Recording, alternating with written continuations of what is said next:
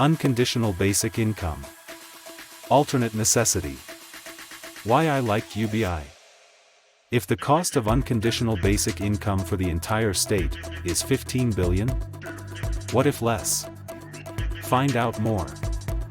Next Generation Solutions Krakow, 2021. I would like to thank the friendly hints, often anonymous inspirers, and all those helped to prepare this publication. Regardless of your views, let's talk to each other. It makes sense. Unconditional basic income? Is it possible? Yes. Just as the performance of Social Security system can be significantly improved. Let us remember that not always the state or situation of different people is caused by these people, most often it is not. Many problems result from certain errors and defects in the operation of current system solutions. This book is the work of authors who devoted time and knowledge, as well as their own financial resources to its creation. Respect their rights. Its content can be made available free of charge, to relatives and those you know personally, but it is best to tell them where they can find the source. If you want to quote, don't change anything and be sure to credit the source. If you're forming an opinion on, don't take meaning out of context.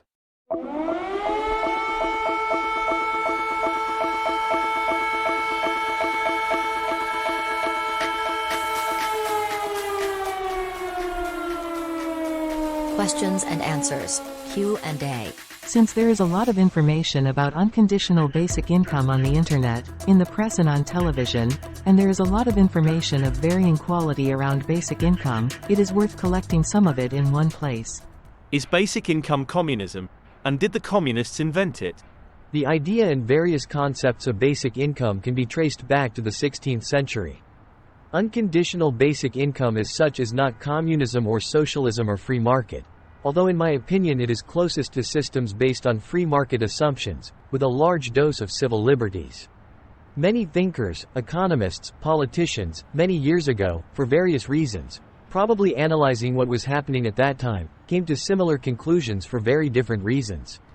Also, what is happening now, how the systems actually work, causes many people to come to similar conclusions and is now returning to the topic. The fact is that many politicians from various groups or environments, also associated with socialism, have talked about unconditional basic income and included in their programs, and this sometimes causes such and not other associations, but wrongly. Many true promoters of the idea of freedom, including civil liberties, also promoted such a solution. So, absolutely today, UBI cannot be unequivocally attributed to the left, right or communists, and in my opinion, it should be approached more as an idea not detached from logic and strict economic analytics.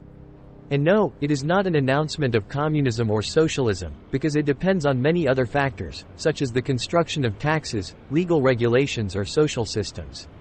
The idea of UBI is also the result of observing the flow of broadly understood goods on the market. It's an economic concept. Does a basic income mean the abolition of other social aids? No, not necessarily, it depends on the adopted model and solutions. In my opinion, assuming a small amount of UBI, it should not completely eliminate other forms of assistance, because in fact there are situations when a person may be in a more difficult position. However, such a system allows, contrary to appearances, to reduce the financial costs of the existing models with the basic protection of citizens in operation and to rebuild the existing security systems. At the same time, it drastically reduces social costs in terms of economic consequences for citizens and economies, the faulty operation of current regulations, and thus the long-term economic consequences for entire societies, and it can be proven. Of course, then you can quickly and thoroughly rebuild the entire social security system into a cheaper and much more effective, and ultimately more citizen-friendly, in my opinion. What is the main difference between UBI and existing social assistance systems? As a rule, UBI is not a social assistance system, although it may actually work that way for some citizens. The main difference is that UBI is paid without conditions, income or situational, to each citizen. Are there any differences between UBI concepts? As for the payment, no, because it is a fundamental and indisputable rule. The payment is to be unconditional. There are some differences regarding who to pay. Some people think that only for adult citizens. Also, many people believe that every, even a minor citizen. There are many differences when it comes to the construction of the financial system, such as how taxes are structured. Since some solutions may lead to higher prices for basic products that are bought by poor people, the whole structure must be taken into account. However, real purchasing power must be taken into account. Is the basic income the equivalent of the saying from before 1989 in Poland, do you stand or lie down, 1500, 2000, is due? No, it's not like that. This saying was more about the quality of public administration at that time. Many aspects of state-owned companies, the state apparatus, the employment and remuneration system, creating artificial work. It's a longer and more interesting story. Many people also do not know that some such poems, say, were passwords for the so-called opposition in order to fight the previous system, that is, such a message reaching the right people caused them to work in this way and thus weaken the system. Some similarity to the concept of the Italian strike. Because they worked on the basis of such a slogan. Does a basic income negate the free market or private property? No, the unconditional basic income as such does not negate the free market or private property, and what is more, it strengthens the real freedom of individuals, also in the matter of private property, depending of course on the entire tax, social and legal model. Does a basic income reduce inequality? It all depends on the regulations adopted along with the tax system. In short, in a way, yes, because if someone does not get anything, and suddenly there is even a few hundred zlotys, then he undoubtedly has more than he had. However, if someone received 400 Polish zlotys a month in today's realities, it would not be enough for food anyway. So it all depends on the overall structure.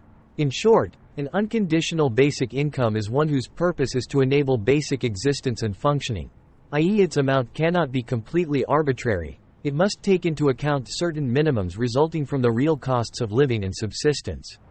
At the same time, I personally think that it may be a bit higher than lower. However, I also believe that if the introduction condition, the political condition set by politicians, were to introduce a slightly lower UBI for the time being, it would be better to introduce it than not. Why an unconditional basic income at all? The idea of an unconditional basic income goes towards real protection of people against the risk arising from, among others, the free market and its operation, but as I wrote earlier, not only such an economic system. Taking into account all the imperfections of the functioning of social and economic structures, it constitutes a buffer for imperfections of legal regulations and the operation of legal and economic structures and prevents extreme pauperization or, in other words, impoverishment resulting from indicated problems of the operation of markets and social structures, provided that the amount is appropriate. At the same time, it allows you to maintain a constant consumption element in the market, which is of great importance. However, with the right construction, together with the rest of the systems, it can reduce inequalities, and certainly level the playing field, if only through purchasing power. It all depends on the real construction. Of course, one of the key issues of a basic income is minimizing extreme economic constraints. Also within the scope of the important impact of UBI, there are a number of impacts on the broadly understood psychophysical states of citizens and in the individual and social context. Is basic income expensive to implement? No, it's not an expensive system, and it doesn't have to be expensive. It should be remembered that an appropriate tax system is added to this, and at the same time current consumption also results in indirect taxation of such amounts. In the extreme case, individuals pay back the entire basic income received. Also, it depends on the exact model. Will no one work on a basic income? This is absolutely not true. The so-called 500+ system works in a similar way, although in full economic terms it works differently, because the condition is having a child, but at the same time there are no other conditions. Retirement is also the only condition is actually age, since then there is income, one can say unconditional. Despite this, some retirees still work, and not necessarily with a low pension. Also, a whole lot of other people with some income provided, e.g. young people, maintenance by parents, pensioners, partners in relationships where one person works, and having a higher income, they are able to support the whole family. Despite this, they often work, make extra money anyway, they are either learning or both. Also, millionaires and billionaires often have such wealth that they could live without work and their children too, and at a high standard of living, and yet they work and study. So the thesis that with a basic income, no one will work or study is 100% untrue. At the same time, many studies and conducted experiments indicate that nothing like this is happening, that is, no one en masse resigns from work, and in principle it is often exactly the opposite. Also, the 500-plus system did not cause a mass outflow of employees from the market. Therefore, a huge group of people have one or another conditional basic income paid from the state budget or other income and nothing happens. Not only that, for this reason, the economy in these countries is a bit more stable, because it maintains a constant purchasing power of citizens. After all, there are also plenty of volunteers who don't actually get paid but actually work. Also, a lot of people do different things and sometimes at a very high level as a hobby or passion without any remuneration. Does unconditional basic income affect the labor market and its regulations? Of course. With a basic income, you can regulate these issues completely differently again depending on the operating model. In addition, many people who currently have problems with finding a job could have a better chance of finding a job or buyers for the effects of their activity in such a system. This is also a very interesting element. Personally, I think it could also be a great stimulant for the market and societies. One can imagine people who today give up certain activities, simply because the ratio of costs to income prevents them from earning a living, or they lack some elements, such as equipment for work. In this way, we somehow reduce the diversity in the market and freedom. With UBI, new possibilities open up. Can basic income be introduced temporarily? Yes, of course, it is enough to declare to the citizens what period, so that they know well. After all, at present, the whole range of various types of benefits is temporary or depends on the situation. Personally, however, I think that it can be introduced without problems permanently. Does it make sense to do experiments on some groups of people? There were quite a few experiments and they actually ended with positive results. The second point is that full economic action makes sense on a large scale. Another aspect is the rest of the economic system in which such an experiment operates, and this is of great importance for the final result of the experiment itself. Suffice it to say that the results of the experiment will look different in an environment of, for example, 1,000 inhabitants and differently in an environment of 100,000. There are also far-reaching differences in tax systems. The possibility of employment will look different depending on the cost of employment. Purchasing power will look different in systems where the state collects 10% and otherwise where it collects 50% of taxes. The situation is different in countries where accounting is very simple, and in our country where these rules are less transparent. In my opinion, it's time to introduce UBI, and if necessary, experiments on the basis of the entire country, e.g. Poland and UBI for a minimum of 4 or 5 years in a model such as the one I described. However, as I pointed out, I believe that introducing it permanently or for a very long time can only show the full positive effects. Also, it really depends on who organizes it and why. How to calculate the costs advantages of introducing an unconditional basic income. One thing is budget expenditure, the other issue is the tax system, another aspect is the return to the budget through the tax system, the next element is the impact on the functioning of society, then social costs, also change, or more precisely, cost reduction in the aftermath, in administration, medicine, which in the long run, they also translate into financial ones. There is also the issue of modifying the value of the economy of the entire economy plus releasing the potential of many people. Also changes in the costs of existing solutions. Calculating the costs of introducing and not introducing an unconditional basic income is not quite simple, but it does not cause huge difficulties and complications either. A lot depends on the actual and realistic model adopted. Earlier, the exact model of operation is described with a relatively precise indication of the expected financial costs. These are, of course, economic arguments. Can an unconditional basic income somehow stimulate the economy? Of course. First, those receiving unconditional basic income have the purchasing power as well as some percentage of leisure time. In short, this time can be used to improve your living situation through self-education, participation in courses or simply time to look for a job, casual work and, of course, consumption. However, what is important, also performing other activities, e.g. offering your services and looking for customers.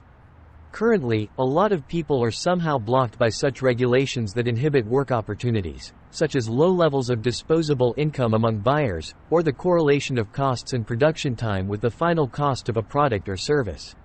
So, taking into account all economic issues, such a solution makes sense in terms of long-term stimulants. What's even better is that it's not the result of artificially created work that makes no sense. It also makes sense for commissioners, because in many cases their income makes it impossible to commission even the simplest work to anyone. It's just like with an employee's leave, apart from the fact that it has an impact on health. After all, thanks to this, an extraordinary potential for tourism, entertainment, and thus advertising, construction and engineering has been launched. There was a mass movement because there was free time for consumption and relatively safe economically, from the employee's point of view guaranteed by law, free time paid by the employer. So, if one of UBI's activities is to help the poor, wouldn't it be better to prepare a system of special purpose vouchers? In principle, it may seem that such vouchers are a good idea, but in practice it is about preserving the possibility of choice and certain market rules, which today are already very disturbed by such spending, often by means of various vouchers, e.g. similarity to vouchers distributed in companies, in some cases reducing the full freedom of choice of purchase as to the product and place. UBI does not limit in any way what you buy and where, including the freedom to travel, including going on vacation. This is part of the idea of civil liberties with full freedom of choice. And let's remember that the fact that everyone receives UBI, so ostracism and the possibility of distorting the system disappear. What about the issue of managing money? For example, the thesis that poor people cannot use it well. Well, there are various theses not necessarily sensible, but let's look pragmatically. There is a group of people who abuse alcohol, poverty and exclusion are sometimes the reason, and drink, part of their salary, and what? And that was 100 years ago, 50, 15, and 2 years ago. It also applies to wealthy people, and not infrequently. It is also not so easy to manage a small amount when you have to constantly think about the selection of needs to be implemented. So the issue of who and how spends money and how it is obtained is more in a set of emotional and manipulative arguments than in fact. The fact is that the data from the experiments rather confirm the improvement in this matter with the working UBI. Another thing worth paying attention to in the long term is the impact of chronic fatigue, permanent stress and some alienation from society on the psychophysical condition of such a person in the long term. Many people forget about this fact and again it leads to simplified messages. Another thing is that improving the quality of life, reducing the amount of pathological activity of the state system and stabilizing income most often improves the situation in this area, such as the ability to meet needs, at least at a basic level, and the development of any plans for the future. It also teaches you how to manage money.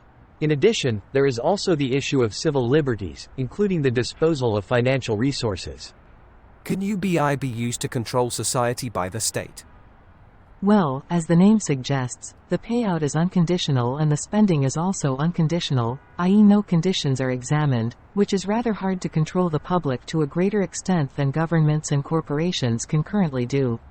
Rather, there is a great chance for greater social independence. Perhaps this is a problem for regime, post-regime and pseudo-libertarian states. Nevertheless, it is worth remembering that in the case of unconditional basic income, citizenship is verified. This is also done in offices. Can UBI help with anything else? We all know that current tax and social systems cannot keep up with changes in markets, ways of working, technology and social changes for various reasons. Of course, UBI will not solve all problems at once. However, it will give the opportunity to build better solutions in place of the existing ones without prejudice to the situation of citizens. Are there any risks regarding UBI? Well, as with many other ideas, UBI can be used for various purposes by politicians, so I will again point out that the system we live in depends on the overall regulation.